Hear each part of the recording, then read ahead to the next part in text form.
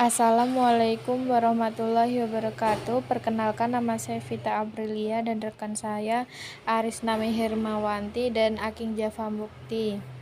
Di sini saya akan sedikit menjelaskan tentang materi perkembangan masa anak-anak dan pola pendidikan untuk masa anak-anak untuk memenuhi mata kuliah perkembangan peserta didik. Yang pertama yaitu perkembangan fisik masa anak-anak pada umur 6-13 tahun. Perkembangan adalah perubahan yang bersifat kontinu dalam diri individu awal lahir hingga akhir hayat.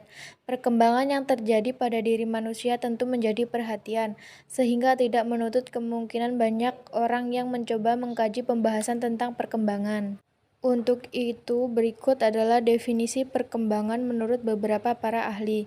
Di antaranya, perkembangan merupakan pembahasan secara progresif maju dalam diri organisme dalam pola-pola yang memungkinkan terjadinya fungsi-fungsi baru. Perkembangan adalah progres yang dialami individu menuju tingkat kedewasaan yang berlangsung secara sistematik, progresif, dan berkesinambungan baik pada aspek fisik maupun psikis. Selanjutnya, tugas perkembangan pada masa anak-anak. Tugas perkembangan pada usia anak-anak dimulai dari usia 2 sampai dengan 13 tahun. Usia kanak-kanak dibagi menjadi dua, yaitu usia prasekolah dan usia sekolah. Usia prasekolah disebut dengan anak-anak awal, dan usia sekolah disebut dengan anak-anak akhir. 1. Usia masa kanak-kanak awal 2-6 tahun. Masa periode ini berbagai macam istilah telah disebutkan. Para orang tua menyebut periode ini sebagai problem age. Mengapa demikian? Karena pada periode ini seorang tua sering dihadapkan dengan tingkah laku seperti keras kepala, tidak menurut, dan negatifme. Yang kedua yaitu usia anak-anak akhir pada usia 6-13 tahun. Pada periode ini biasa disebut masa sekolah. Ini berlangsung dari umur 6-13 tahun. Selanjutnya, Konstan menamakan masa anak-anak akhir atau masa anak-anak sekolah ini dengan masa intelektual, di mana anak-anak telah siap untuk mendapatkan pendidikan di sekolah dan perkembangannya yang berpusat pada aspek intelek. Adapun Erikson menekankan masa ini sebagai masa timbulnya sense of accomplishment, di mana anak-anak pada masa ini merasa siap untuk menerima tuntunan yang dapat timbul dari orang lain dan melaksanakan atau menyelesaikan tuntunan itu. Yang selanjutnya, perkembangan psikomotorik masa anak-anak. Perkembangan motorik merupakan salah satu faktor yang sangat penting dalam perkembangan individu secara keseluruhan. Motorik adalah suatu istilah yang digunakan untuk menggambarkan perilaku gerakan yang dilakukan oleh tubuh manusia. Yang pertama, perkembangan motorik kasar. Tugas perkembangan jasmani merupakan koordinasi gerakan tubuh seperti berlari, berjinjit, melompat, bergantung, melempar, dan menangkap, serta menjaga keseimbangan. Yang kedua, perkembangan motorik halus. Perkembangan motorik halus anak-anak ditekankan pada koordinasi gerakan motorik halus yang berkaitan dengan kegiatan meletakkan atau memegang sesuatu objek dengan menggunakan jari tangan. 3. Pola pendidikan untuk masa anak-anak. Yang pertama, pendidikan anak usia dini.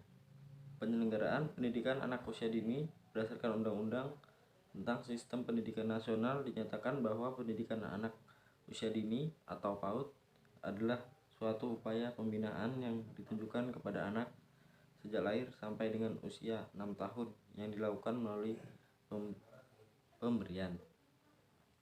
Yang kedua, Satuan Pendidikan Anak Usia Dini. Satuan Pendidikan Anak Usia Dini merupakan institusi pendidikan anak usia dini yang memberikan layanan pendidikan bagi anak yang baru lahir sampai dengan 6 tahun. Yang ketiga, landasan pendidikan anak usia dini yuridis. Pendidikan anak usia dini merupakan bagian-bagian dari pencapaian tujuan pendidikan nasional sebagaimana diatur dalam Undang-Undang Nomor 2 Tahun 1989 tentang Sistem Pendidikan Nasional, yaitu mencerdaskan kehidupan bangsa dan mengembangkan manusia Indonesia seutuhnya. yaitu manusia yang beriman dan bertakwa terhadap Tuhan Yang Maha Esa dan berbudi pekerti luhur, memiliki pengetahuan dan keterampilan, kesehatan jasmani dan rohani, kepribadian yang mantap dan mandiri, serta rasa tanggung jawab. Karakteristik pendidikan anak usia dini. Pernyataan para ahli itu menegaskan pendidikan anak usia dini memang memiliki karakter atau ciri khusus yang membedakan dari pendidikan yang akan dialami anak pada tahap selanjutnya, yaitu pendidikan dasar. Yang kelima, tujuan pendidikan anak usia dini. Secara umum, tujuan pendidikan anak usia dini adalah mengembangkan berbagai potensi anak sejak dini sehingga persiapan untuk hidup dan dapat menyesuaikan diri dengan lingkungannya. Yang keenam, prinsip-prinsip pendidikan anak usia dini. Anak sebagai pelajar aktif.